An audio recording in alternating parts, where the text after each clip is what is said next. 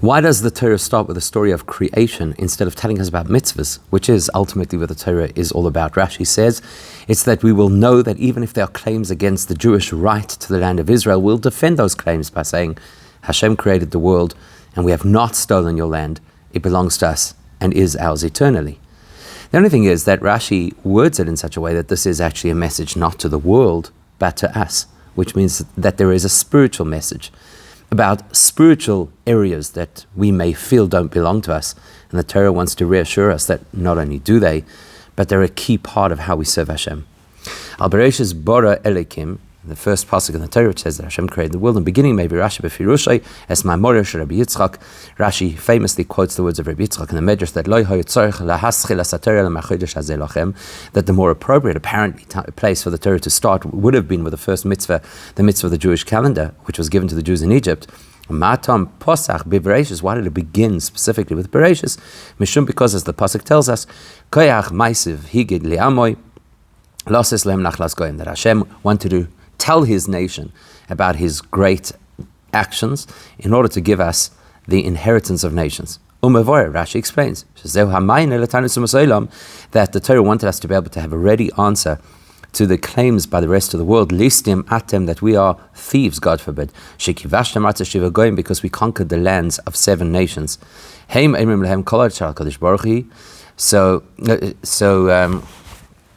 They, the Jewish people, are going to respond. We're going to say, the whole world belongs to Hashem. They created it, and they chose to hand over the land to who he saw fit, and he gave us Israel. The way that Rashi words it, this is an issue of why the Torah starts with Bereishis. And that's actually, Rashi is using different language to some of the midrashim that say that it wasn't necessary to write the Torah first with the story of Bereishis. And they say, why does the Torah write about Bereishis? But Rashi doesn't say that. He says lahaschil. The emphasis over here is, why does the Torah start with Bereishis?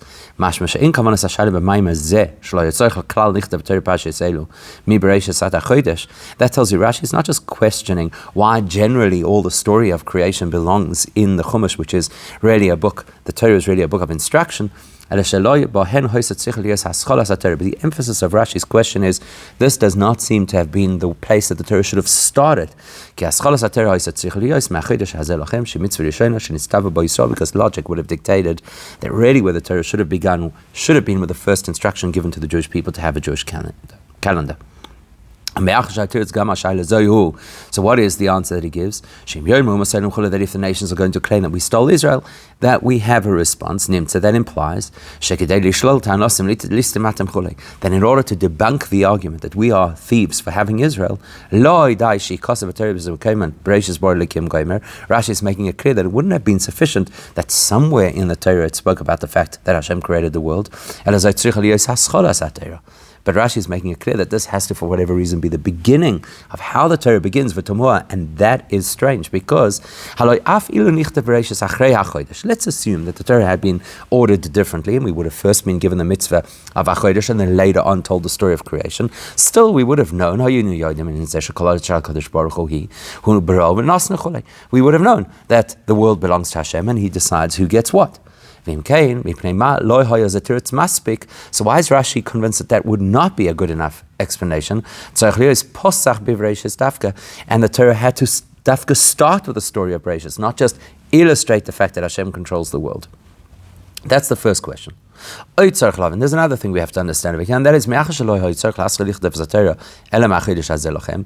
Rashi puts it is that the Torah really should have started with a mitzvah, if that's the fact. So that means that according to the principle, not just our logic, but according to the principle of Torah is all about, the Torah should not have begun from any other place other than a mitzvah, and it shouldn't have begun from Bereishis. In fact, there's even a suggestion that the story of creation didn't have to be told in the Torah. Especially since Rabbi Yitzchak says, Loi, it was not suitable for the Torah to begin anywhere, Ela, except for HaChodesh Hazeh Lachem, which implies that this is actually something which should be non-negotiable. So how could it be possible that because we're worried about some claim that the nations of the world may have, we're going to change the order of how the Torah really should be? And add a section into Torah that apparently doesn't have to be there? Why? Why are we so concerned about public opinion? And we'll take that a step further. Because there were times in history where we had to defend the Jewish claim to Israel, and we found other ways to do so.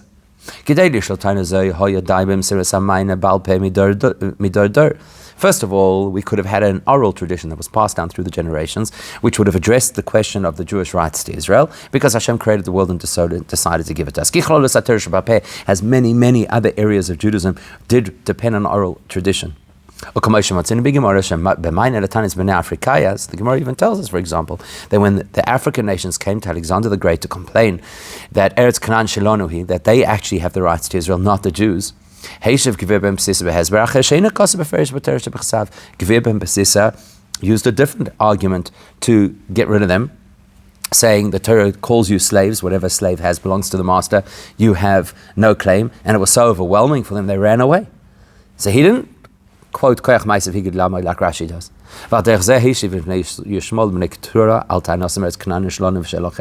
And likewise, he had a ready answer for the Ishmaelites that came along to claim that the Torah, that Israel belongs to them. And he also didn't have to have the pasuk Bereishis Borei Lekim, which implies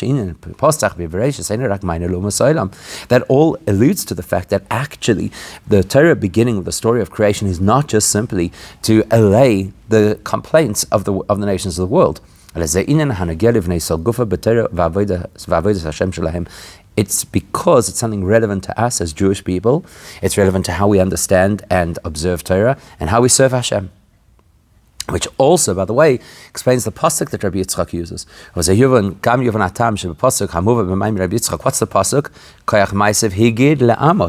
That Hashem wanted to show the power of His actions to His people, not to the nations of the world. To give them the inheritance of nations. There's nothing in there that sounds like a response to the nations of the world. If anything, it sounds like an instruction to us. Implying that this message is a message relevant to the Jewish people. That we shouldn't in our own minds see ourselves as some kind of thieves because we have the land that previously belonged to the 7 Canaanite nations. And say from right at the beginning, the Torah has to tell us Bereishis Bar Elikim. So we've got to work out what is the very important lesson to us in terms of our spiritual service of Hashem that caused the Torah to be written in this particular order, and the only way to understand it is through the lens of Chassidus. So we'll learn it through something that Tzemach Tzedek taught. The Tzemach Tzedek says that the conquest of the 7 nations is not just talking about the concept of there were nations and we overran those nations, but the Tzemach Tzedek says it's actually talking about how the Jewish nation conquers the world itself, the physicality of the world, and transforms it into holiness. When we take those things that the Torah permits us to engage with in this world, money, food, etc., we conquer those things because we don't allow them to exist in their default state. We say a bracha, we make sure that we use the energy in a positive way, we give tzedakah, etc. So we elevate, we conquer something that previously was purely materialistic, and we give it a holy value. And in doing so, we schlep those items out of the jurisdiction of the non-Jewish world, and out of the jurisdiction even of the neutral but secular world. And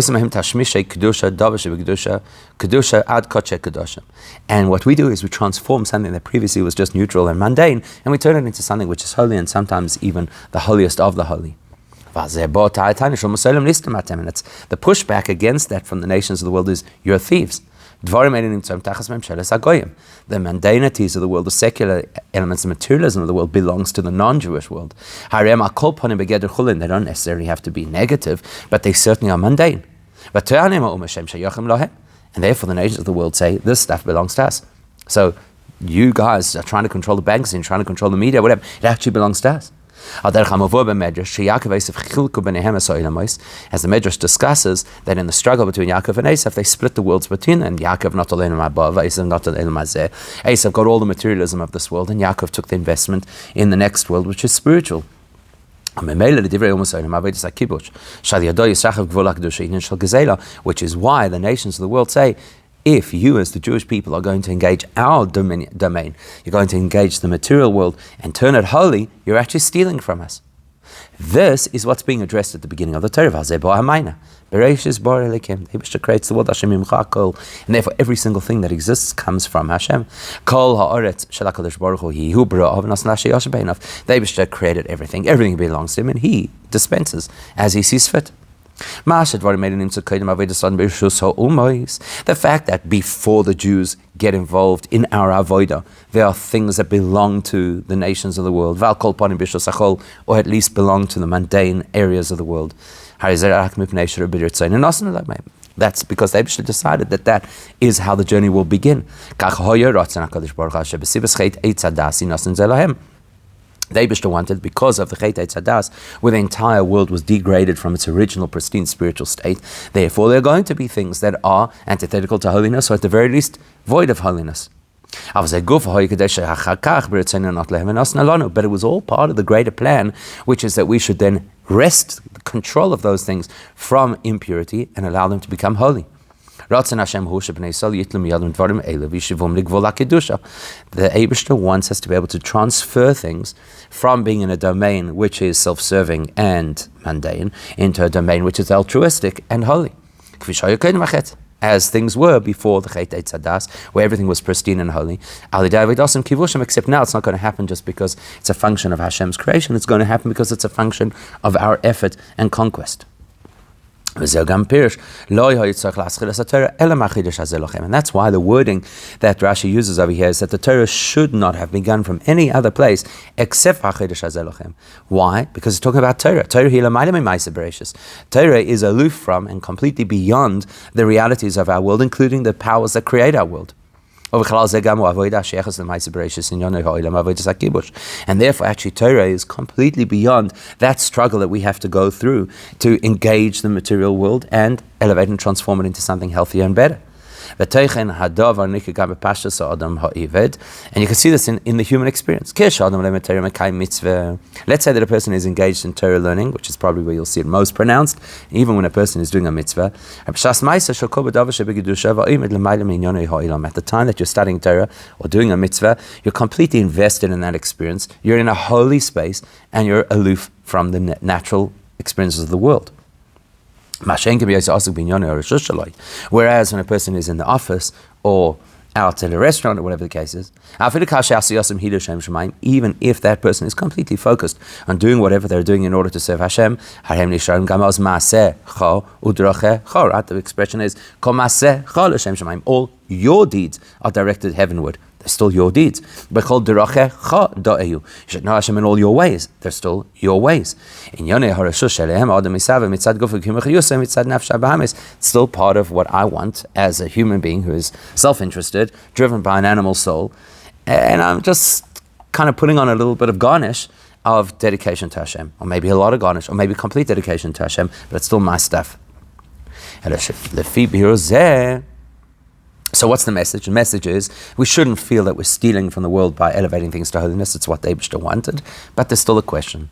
In fact, the question we originally quoted is actually now a stronger question. This principle is really important, that we have to have the opportunity to turn the mundane into holy. Fine, got it. Why is that the beginning of the Torah? Because, as we have just noted, Torah mitzvahs are at a far superior spiritual state than engaging the muddiness of this world in order to make it holy. Of course,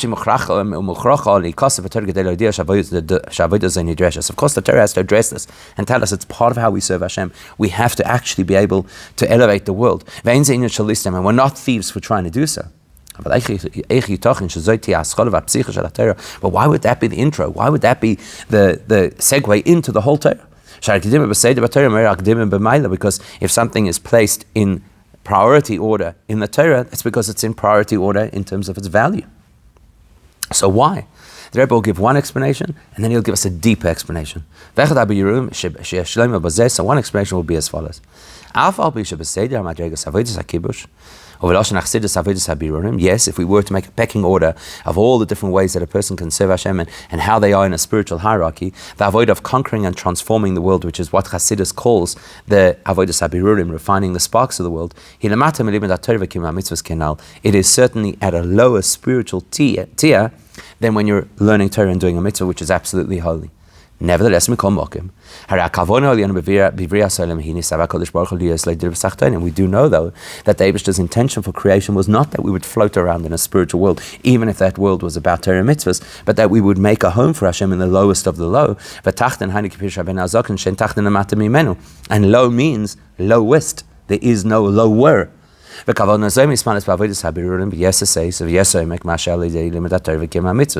way that you get into the lowest realms and transform that into holiness is achieved in far greater measure by engaging in the mundane world and making it holy than by doing a mitzvah or studying Torah, which is already holy. Because that allows us the opportunity to really drill down into those things that belong in the domain and the precinct of the human being, that is tachtoinim, the lowest of the low. And the truth of the matter is, you could even say from our own development as spiritual beings, engaging the world is not just to fulfill, of course, the most important thing is it fulfills Hashem's ultimate purpose for creation, but the impact on us is also a deeper impact. In order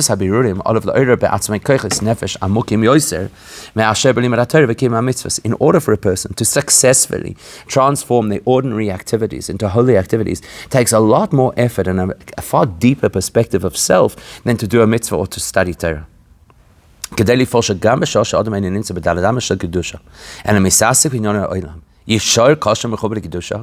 have the effect that even when I'm outside of the domain of holiness, I'm not sitting in a shul or at a shir or doing a mitzvah or davening, but I'm out there at the coalface and still connected to holiness. And I'm doing all of those so-called mundane activities in such a way that you can feel this connection to Hashem, and not only that it's l'shem shamayim, for a greater purpose, but I acknowledge and experience Hashem in the actions themselves. There's no question that a person has to have a deeper degree of fear of heaven in order to be able to do that. To be in an environment where we're held by holiness and do holy things is not so surprising, doesn't mean I have to dig so deep. But to be in an environment which is antithetical to holiness and still be doing holy things means I have more resource. So the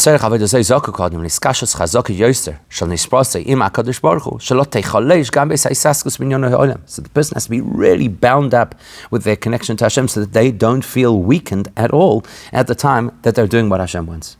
So perhaps that's the reason why the Torah begins by telling us about Bereishis,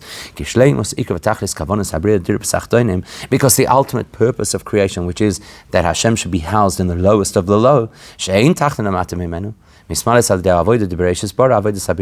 is achieved not through mitzvahs represented by Hachodesh Hazeh Lachem, but actually through Bereishis bara, which represents getting our hands dirty in the world and transforming the world into something holy. It's a beautiful explanation, but it doesn't give us the whole picture yet. The fact that Rashi also tells us that the reason the Torah began with Bereishis is in case there's an accusation against us that we're stealing the land that belongs to the nations. That illustrates to us that had the Torah not started with the story of Bereishis, meaning even if the story and the message of Bereishis was shared later in the Torah, there would have been the scope, the possibility for a complaint by the world that we have stolen something from them.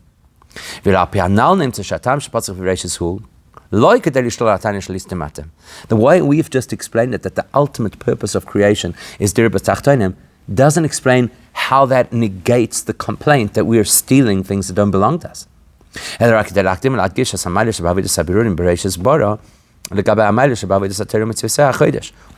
that explanation has told us is why Dir B'Tachtonim is actually a greater achievement in many regards than Torah and mitzvahs. We still have to know how this putting Bereishis first negates the complaint that the world would have. And of course, in order to do that, we have to understand and appreciate what the complaint is. Now we're going to see this revolutionary insight that the Rebbe gives us, that when it comes to transformation of the world, there are two areas which we could transform. Up until this point in time, we pretty much had a clear idea what we were talking about. Oh, of course, there is a broad teaching in Chassidus that we've got to turn the world into a home for Hashem. And that means that things which are fundamentally spiritually neutral and mundane, we've got to make them holy. Okay, why would the world complain about that? No, there's a deeper level that we have to achieve, which really does upset the apple cart. So what do we have? We have two things. Aleph divrei harishus, we have things which are permitted by the Torah, but not automatically holy. And the way that we transform those things into holiness is with intention. So we earn money in order that we can help our fellow Jew, or in order that we can make a difference to the world. And we eat in order to have the energy to be able to do Torah mitzvahs, etc. So we're taking mundane things and making them holy. And of course, it goes without saying that by studying Torah and doing mitzvahs, we achieve a similar thing of transformation of ourselves, of our brain, etc. The hand that gives tzedakah, all of that to become holy. But then, there are things that are outlawed by the Torah. And those things are powered by absolute klippa, which has no granule of good in it.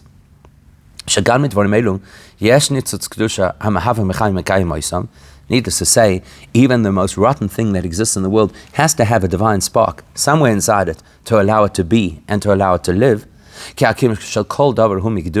Because everything can only exist because of a link that it has to holiness. It's just that whatever spark of holiness is inside those toxic environments is completely hidden and inaccessible to us, and therefore the Torah says don't go there.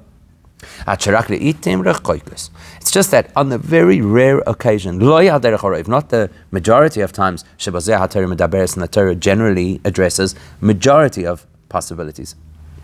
On the rare occasion, even those really dark corners of the world can also be elevated. Through being overwhelmed by something really positive, or as the expression goes, when a person does the ideal form of tshuva, which is driven by love of Hashem, they can then turn things which were originally deliberate rebellion against Hashem into credits of closeness to Hashem. But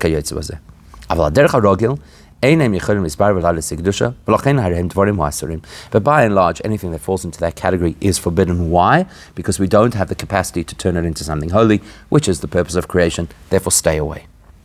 With that information, let's go back now to what Rashi is quoting from Rabbi Yitzchak.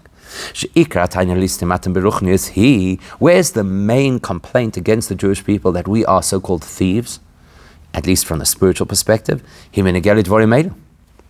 It's in that arena. There's actually a logical basis within the Torah for the argument that says you're a thief for stealing from klippa.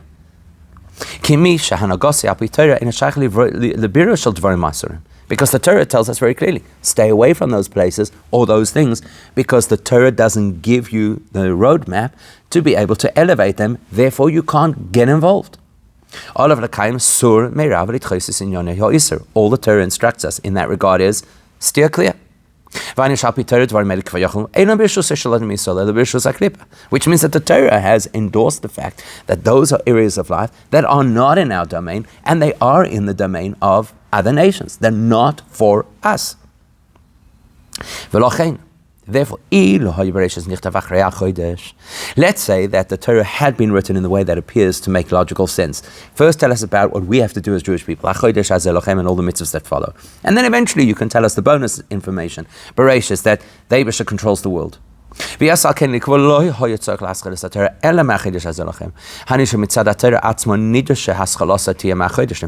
way that Rabbi Yitzchak words it is that from the Torah's perspective, the only appropriate way for the Torah to have been presented should have been first a mitzvah and later Bereishis.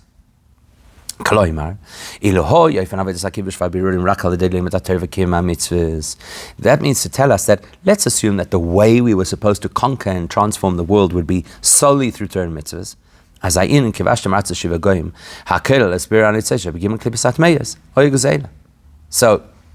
then once we get involved in the dark parts of the world, that's theft. Because the Torah is telling us we have to draw close to Hashem through Torah and mitzvahs. And we're going beyond Torah and mitzvahs, doing things we shouldn't have done, doing tshuva for those things, because that's the classical way where you extract those nitzotzos HaKedusha out of the darkest, deepest, most toxic environments. And the nations of the world say, but you're stealing. That was not your mandate. You were supposed to just make a holy world, not transform the darkest of the dark into light. To address that and tell us that, yes, actually, to be Jewish includes and is very much about turning absolute darkness and negativity into holiness. That is why the Torah starts with Bereishis. The reality is that as far as the Torah is concerned, there is no hope for those sparks trapped in the world of Klippa. Therefore, the Torah only mandates steer clear. That's from the perspective of Torah. But when you're looking from the perspective of Hashem, who is noisein ha-Torah, and therefore Shalom Ma'ilem Torah, Hashem is completely beyond the restraints even of Torah. The Eibishter allows the possibility of tshuva, which means where a person has broken what the Torah said, now there's a way still to fix it. That when a person, the Eibishter decided that when a person does tshuva, and that tshuva is based on love, their negative is transformed into positive. Like the very famous saying, famous Gemara that tells us that when they approached Torah and they said, what happens to a person who doesn't have Torah? The Torah didn't really have a real resolution, whereas the Eibishter does, do tshuva. Therefore, from the Eibishter's perspective, outside of and beyond the parameters of Torah, it is possible for a person to be able to do tshuva and thereby release and elevate those nitzotzos of Kedusha. Because after all, everything comes from Hashem. Including things which are forbidden, they're also from the Eibishter. What allows something to exist, even if it is asur, forbidden by Torah? The fact that it's got a spark of holiness in it. And even the most toxic, negative, horrible things in the world are under Hashem's jurisdiction. And seeing as the Eibishter's essence is completely beyond that which is openly holy and that which is hidden holiness, so therefore even these sparks of holiness, which are very hidden sparks, where the godly light is completely hidden, they're one with Hashem. And that's what facilitates and allows a person the opportunity to be able to do tshuva, to elevate this part of the world, to connect to Hashem. The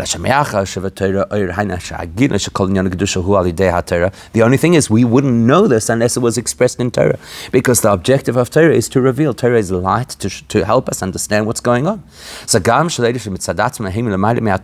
even concepts that derive from a place that is fundamentally greater than Torah itself, those things have to be explained through Torah. So tshuva has to be presented to us through the Torah, not through any other means. And that's why Rashi chooses a different way of expressing what Rabbi Yitzchak said from how other midrashim said. Matam kosav mi Bereishis, which is what the other midrashim say, versus matam posach bi Bereishis. Why did the Torah begin or open with Bereishis? If the goal was just to be able to elevate things that are mundane and materialistic, okay, the Torah at some point could have written about it and given us the insight and the guideline on how to do that. In other words, the concept, the idea had to be presented broadly in Torah. Because yes, there is an advantage to elevating the materialism and mundanity of the world, as even overdoing Torah mitzvahs, as we've described, and it digs deep and it aligns with what Hashem wants for the world. So yes, it's a level or a layer beyond Torah itself, yet Torah facilitates that level and draws our attention to that level, and that all makes sense. But But the whole idea of elevating sparks that are embedded in actual klippa, in the darkest of the dark, that's something that cannot be presented as how Torah works or how Judaism is mandated. Because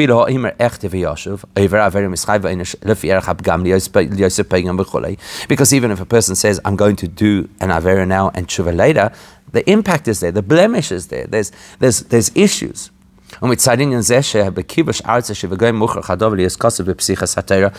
why this concept of being able to transform the so-called lands of the nations, which refers to these absolute impurities, that's got to be written right at the introduction or the opening to the Torah, meaning even before you get into the details of Torah. Because the capacity we're given, the invitation we're given to be able to transform these parts of existence into holiness has to derive at a level that is higher than the Torah. Therefore, how does the Torah tell us about it? By saying this is the introduction to Torah. This is even before you get into the details of Torah as Torah is. And that's what Rabbi Yitzchak is trying to tell us. Why does the Torah start with Bereishis? To tell us the power of Hashem's actions so that we should be able to get the inheritance of nations. What it's telling us is that to us, the Jewish people, Nimshach was brought down because Higid is L'shen Amshacha. In Chassidus, it explains the concept of telling is the concept of bringing something from a higher to a lower reality, like when you tell somebody something they wouldn't have already known. And therefore the Eibusha gave us the power of his deeds, meaning he gave us the capacity to be able to access the power, the divine spark in every single thing that he made, even those things that are completely klippa. How could that be? Because we and Hashem are fundamentally one. Our oneness with Hashem is even deeper than the oneness between Hashem and Torah. As the expression goes, that the Jewish people predate the Torah. And that's not a time, but a precedence or depth concept. Therefore, we, the Jewish people, have Hashem's energy within us, Hashem's power within us, which is greater than the power of the Torah, which allows and facilitates tshuva, which then empowers us to be able to turn the darkest actions into the greatest credits. But the reality, that's the concept. The reality is that the way that we serve Hashem is in progressive stages. Tshuva also has progressive stages. When a person starts out on their journey to serve Hashem, at the beginning of a person's tshuva maturation, that tshuva is still at a point where the person understands and appreciates that really what I've got to do first is get away from the bad stuff. At that time, the person could still feel a little bit uncomfortable and almost as if they're stealing something that does not belong to them.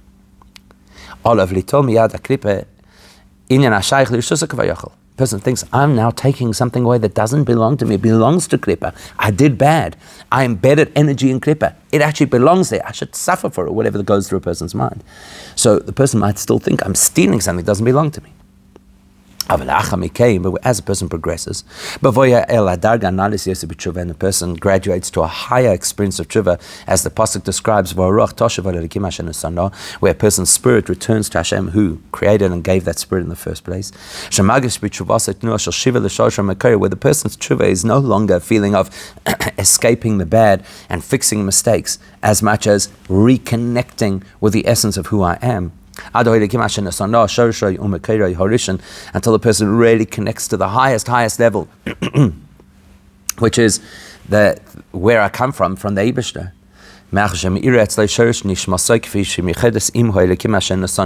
That's where a person starts to actually feel the radiance of the neshama as it is one with Hashem. So the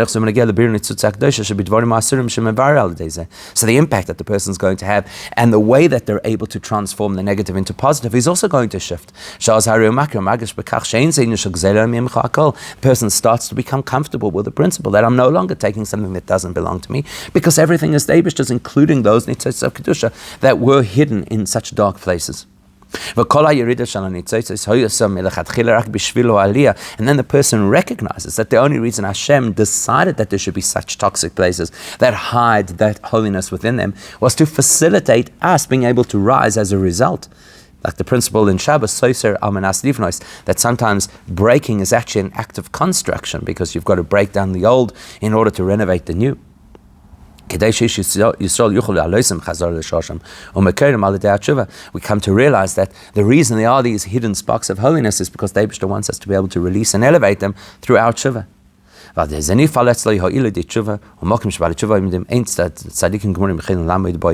that, a person will be able to achieve the goal of tshuva, which takes a person to a level that even a great tzaddik could never reach.